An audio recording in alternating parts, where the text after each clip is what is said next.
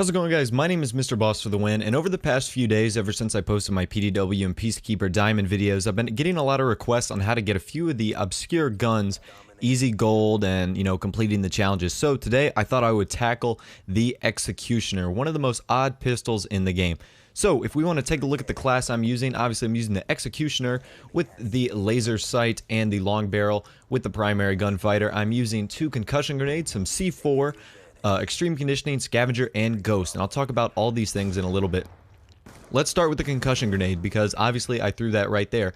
So it's no secret that the Executioner, as I walk right by someone, has 0 range, and one of the great things about the concussion grenades in this game is I feel they are very overpowered. So the longer you can slow someone down in order to get very close to them is probably a very good thing. You can see here I only have 1 bullet, but 1 bullet's all it takes when you're about 2 feet away. So, while this gun does lack a lot of power, it does pack up quite a punch up close. So it's very, very, very awesome if you're able to use this gun in such close quarters. Now, I guess I'll talk a little bit about the...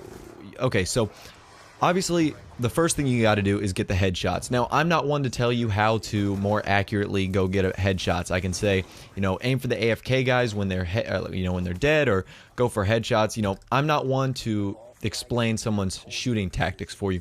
What I can help you do is complete the non-headshot challenges. So the first thing I can do is, for getting those double kills, for getting those brutal medals, and for getting those survival medals with this gun, what you're going to want to do is stay in areas that have either 1 or 2 entranceways only and are very close quarters. You can see right here on the map firing range, I was staying in the what is now the castle, but in Black Ops 1 was called Top Wood.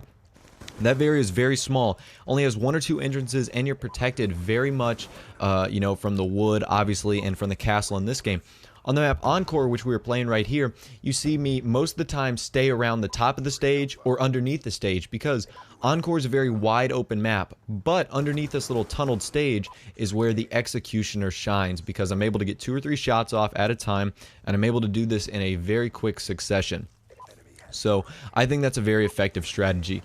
Talking about these C4s, the C4 is just to keep me alive. When I know I'm going to run out of ammo and I don't have the capacity to reach someone at long range, like right here I get so lucky and shank that guy at the very end. But when I know I want to keep myself alive to potentially get another kill, I will toss the concussion grenade and then go right ahead with the C4. Like right there, I got a kill. Who knows what would have happened if I'd come around that corner and that guy was actually waiting for me. So the C4 is not to keep my bloodthirsties going, but it is meant to keep me alive. Now you can see I try to use the concussion grenades right here to do exactly what I do. Catch up to this guy right here.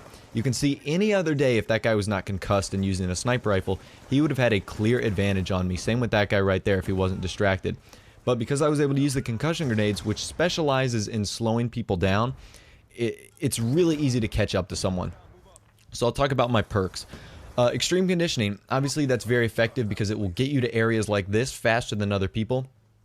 Like right here, I get the cheeky headshot, which was what I was going for, and then 1 bullet later is all it takes to take out a guy. Amazing. And so it's one of the better perks for using the Executioner, because you want to get to places faster, and you want to get to places faster than the other person. So the next one is Scavenger, and that is basically for your concussion grenades and your C4. Concussion grenades are, obviously, like I've said, they slow people down crazy. And when you can slow people down and it also prevents them from turning their body. So that will allow you to get headshots very efficiently and very easily, I should say. Like right here, stun that guy and I end up getting the kill because of that. Now my final perk is Ghost, and I'm using Ghost because the enemy teams that I noticed I was playing against were getting a lot of UAVs. And what's good about the Executioner, and what you need to do well and exceed with the Executioner, is be able to get to places, obviously quickly, and without being seen. Because if you're seen, that totally blows your cover. Someone's going to be waiting for you. They're going to have their sights up. And when that happens, you're basically doomed, because you're not going to beat anyone in a long-range gunfight with this, especially when they are expecting you to be there. So here's a great example of encompassing as I die, unfortunately. I was set up so perfectly. Here's a great example of me encompassing all of the things that I was talking about.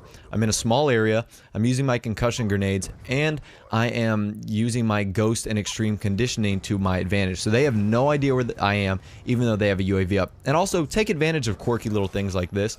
Like, there's a free headshot right there.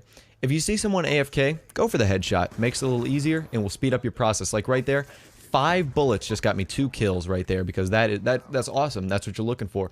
And it also helps when your teammates get an SR-71 in the air. So these are just some tips that I could hopefully share with you guys on how to get those gold executioners and gold and diamond executioners, I should really say. I actually had a lot of fun with the executioner, and I feel like I did fairly well this game. I'll show you the scoreboard at the end. I went something like 41-11, which again isn't like a wow over the top score, but when you're using the executioner and you're playing against some guys that might not have a whole lot of knowledge of what they're doing, it's a fun time. So anyways, guys, if these tips are helpful, I would encourage you guys to leave a like on the video and subscribe, and leave me a comment down below if you have an alternative setup that would also work really well for the executioner. Take care, guys. Have a nice day. Thanks for watching, and of course, I will see you guys in the next video.